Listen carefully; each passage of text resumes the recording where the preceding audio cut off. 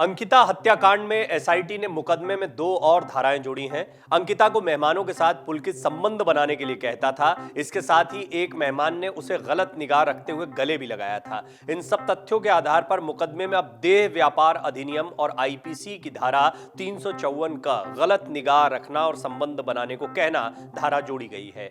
तीनों आरोपी पौड़ी जिला जेल में न्यायिक अभिरक्षा में बंद है। 18 सितंबर को अंकिता के वनंतरा रिजॉर्ट से गायब होने की शिकायत पर राजस्व पुलिस ने अपहरण का मुकदमा दर्ज किया था, लेकिन अंकिता जब नहीं मिली तो मामले को रेगुलर पुलिस को सौंप दिया गया।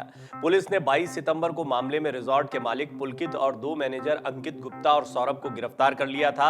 इन्होंने बताया कि अंकिता को किस तरह से नहर में धक्का इन लोगों ने दिया था। इसके बाद पुलिस ने इस मुकदमे में हत्या यानी आईपीसी की धारा 302, आपराधिक षड्यंत्र आईपीसी की धारा 120 बी और साक्ष्य छुपाना यानी आईपीसी की धारा 201 जोड़ी गई है। मामले में अंकिता और उसके दोस्त के बीच बातचीत का एक स्क्रीनशॉट वायरल हुआ था। इसमें उसने दोस्त को बताया था कि पुलकित उस पर ग्राहकों से संबंध बनाने के लिए कहता है।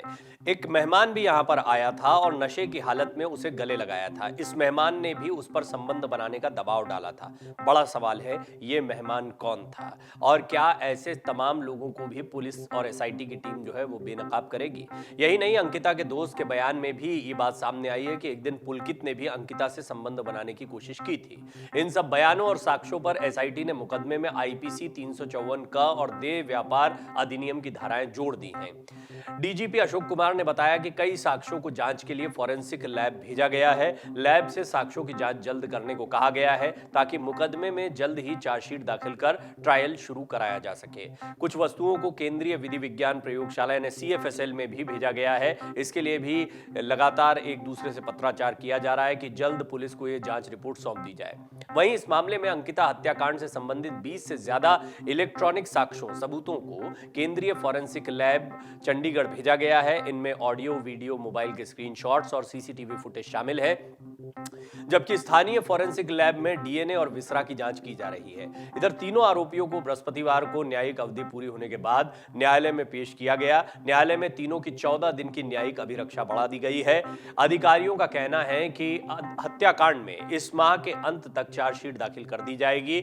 24 सितंबर से अंकिता हत्याकांड की एसआईटी जांच की जा रही है। इस मामले में कई ऑडियो रिकॉर्डिंग्स, वीडियो और मोबाइल में बातचीत के स्क्रीनशॉट जो है वो वायरल भी हुए हैं। इन सभी को एसआईटी ने इलेक्ट्रॉनिक साक्ष्यों की तरह इकट्ठा किया है। स्थानीय प्रयोगशाला में भी ऑडियो वीडियो जांच की व्यवस्था है, लेकिन पुख्ता जांच के लिए इन्हें केंद्रीय विधि विज्ञान प्रयोगशाला में भेजा गया है।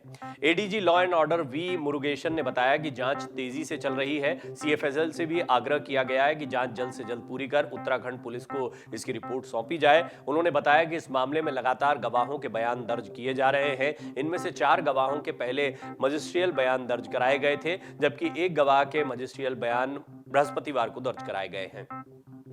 एसआईटी ने लगभग सभी साक्ष्यों को जुटा लिया है, जिससे इसे हत्या साबित करने में मदद मिलेगी। इन गवाहों के बयान और साक्ष्यों के आधार पर पुलिस को हत्याकांड का मकसद भी पता चल गया है।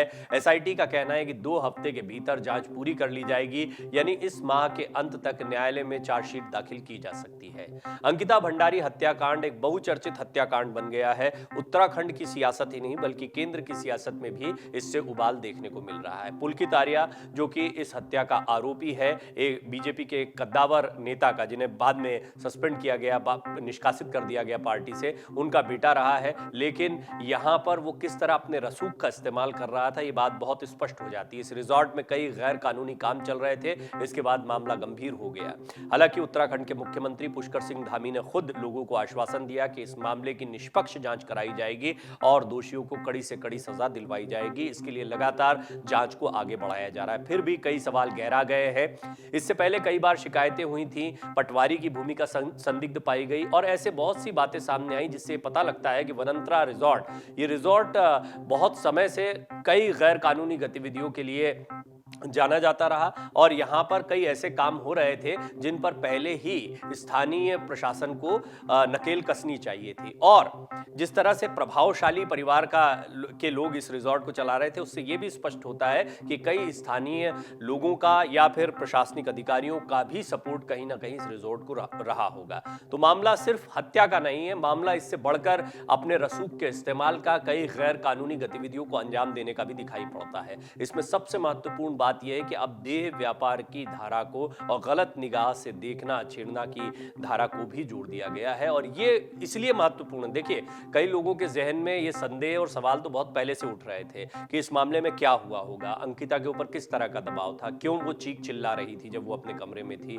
और उस वक्त जब उससे आरोपी जो है वो जोर जोर से चीख कर बातें कर रहे थे या नशे में धुत होकर उससे बातें कर रहे थे। अंकिता के कुछ दोस्तों ने ये आप बीती बताई। बहुत थोड़े समय में अंकिता एक तरीके से यहाँ पर कैद होकर रह गई थी। वो नौकरी करना चाहती थी, वो अपने परिवार को जो कि बहुत परेशान था आर्थिक रूप से, उसको इन परेशानियों से बाहर निकालने के लिए प्रयास कर रही थी। ऐसे में 19 साल, महज 19 साल की इस लड़की ने बहुत संघर्ष किया होगा, ये समझा जा सकता है। उसके ऊपर जबरदस्त दबाव था कि वो यहाँ पर आने वाले मेहमानों से संबंध बनाए। यहाँ पर एक वीआईपी गेस्ट हाउस भी बनाया गया था। इस तरह की बातें भी सामने आ रही है। अब इनको भी धाराओं में जोड़ लिया गया है। यानी अब ये कह सकते हैं कि जांच इस दिशा में बढ़ रही है कि क्या देह व्यापार का अड्डा भी रिजॉर्ट बना हुआ था और यहाँ पर अंकिता भंडारी पर इसी बात के लिए दबाव बनाया जा रहा था। उसने जब मानने से इनकार कर दिया तो उसे नहर में धक्का दे दिया। डर यह भी था कि अंकिता अगर यहाँ से ऐसे ही चली जाती है तो वो जाकर इसका खुलासा कर सकती है, लोगों को बता सकती है। ये बात सिर्फ अंकिता की नहीं है, पहले भी एक लड़की की गुमशुदगी का मामला इसी जगह से सामने आ चुका है। इसके बाद सवाल गहराता है कि क्या अंकिता भंडारी की हत्या तो एक ऐसा मामला है जिससे सारी चीजें उजागर हुई हैं, लेकिन यहाँ पर किन किन लोगों के साथ क्या क्या होता रहा है, इस सारी चीज की तफ्तीश होना, इन सारी चीजों को खोद कर निकालना बहुत ज्यादा जरूरी है। और ये मामला और ज्यादा गंभीर दिखाई देता है। ये मामला सिर्फ अंकिता भंडारी तक सीमित नहीं दिखाई देता है। बहुत मुमकिन है कि इस मामले में कुछ लोग और प्रताड़ित हुए। हालांकि ये आशंका है, लोगों की शंका है, इस पर अभी बहुत पुख्ता तौर पर कुछ नहीं कहा जा सकता। एसआईटी अपना काम कर रही है, जांच पड़ताल कर रही है। बहुत मुमकिन है कि आने वाले दिनों में कुछ और खुलासे हो, लेकिन लोगों के जहन में ये सवाल आ रहे हैं। और सबसे बड़ा सवाल जो आ रहा था कि क्या अंकिता भंडारी को देह व्यापार में धकेलने के लिए दबाव बनाया जा रहा था, तो ऐसा लग रहा है कि जो धारा इसमें जोड़ी गई है उससे ये बात सत्य होती साबित हो रही है कि लगातार अंकिता भंडारी पर इस तरह का कोई दबाव बनाया जा रहा था। डाउनलोड करें अमर उजाला ऐप और पाएं खबरें लगातार। अगर आप ये वीडियो YouTube पर देख रहे हैं तो हमारे चैनल को सब्सक्राइब करें और बेल आइकन को दबाना ना भूलें। अगर आप Facebook पर ये वीडियो देख रहे हैं तो हमारे पेज को लाइक करें।